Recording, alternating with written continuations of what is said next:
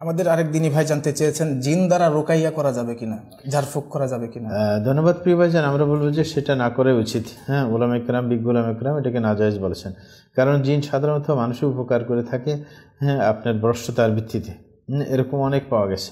আমাদের সাথে এক ছেলে পড়তো, সে তার এলাকার একজনের কথা বলেছে যে আগের বেশের, যে তার পিতা আপনার আফ্রিকার 2টা রাষ্ট্রের মানে নামকরা পীর ছিল।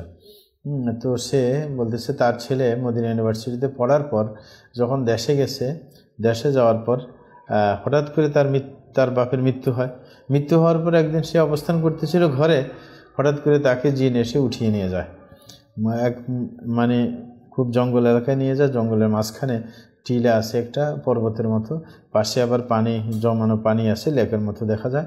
তো ওইখানে নিয়ে গিয়ে রাখার পরে জিনটা বলল যে তুমি আমাকে সেজদা দিবে। হ্যাঁ, তখন সে বলছে আমি কেন সেজদা দিব? বলে যে তোমার বাপ যে বাতাসে উঠতো, মানুষে যে বুজুর্গ মনে করতো, এটা তো মানে আমি তার থেকে সেজদা নিয়ে 1 বছরে একটা সেজদা নিতাম, আমাকে সেজদা দিত, তারপরে পুরো বছর আমি মানে তাকে আমার পিঠে চড়িয়ে এদিক সেদিক আমি নিয়ে যেতাম। সুতরাং তুমি যদি চাও এরকম তোমার বাপের প্রতিনিধি হিসাবে থাকতে, তাইলে তোমাকে 1 বছরের সার্ভিসের জন্য সেজদা দিতে হবে আমাকে। তখন সে বলল যে না, আমার দ্বারা সম্ভব না, আমি শিরিক করতে পারবো না।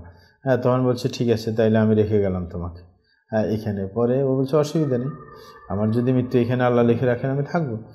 পরবর্তীতে ও যখন রেখে গেছে, ও কান্নাকাটি শুরু করছে, অজু করে নামাজ পড়তে শুরু করছে, কান্নাকাটি করতেছিল। হঠাৎ একটা ভালো জিন উপস্থিত হয়েছে, বলল যে কি সমস্যা তোমার? বলে যে আমার বাড়ি অমুক জায়গায়, আমাকে একটা জিন নিয়ে আসছে, এই প্রস্তাব করছিল। তখন বলছে অসুবিধা নেই, আমি তোমাকে নিয়ে দিয়ে আসছি। তখন তাকে নিয়ে আসছে। এই যে আপনার অনেকে মনে করে যে জিন দিয়ে এটা করে সেটা করে, কিন্তু জিনটা সাধারণত শয়তান প্রকৃতির হয়, বেশিরভাগই শয়তান। হ্যাঁ, মানে গাদ্দার টাইপের, মানে আল্লাহর অনুগত না। এই কারণে আপনার এরা কখনো পথভ্রষ্ট না করে মানুষের তারা পিছনে শ্রম দেয় না বা মানুষের আনুগত্য করে না। এই কারণে ওলামা ইকরাম, বিজ্ঞ ওলামা ইকরাম বলেছেন যে জিনের কোনো সহযোগিতা নেওয়া যাবে না। হ্যাঁ, কারণ তারা অবশ্যই যে কোনো অপকর্ম করিয়েই ছাড়বে। এই কারণে জিনের দ্বারা চিকিৎসা নেওয়া থেকে দূরে থাকতে হবে। এমনকি আমাদের দেশে মুফতি শফি সাহেব রাহিমাহুল্লাহ, তকি সাহেবের বাপ, উনিও এটাকে নিষেধ করেছেন যে এগুলো করা কোনো ঠিক না, ভ্রষ্টতার একটা আপনার ফিতনার সম্মুখীন হতে হয়। এই কারণে সেটা থেকে দূরে থাকতে হবে। জি, জাযাকুমুল্লাহ খাইর।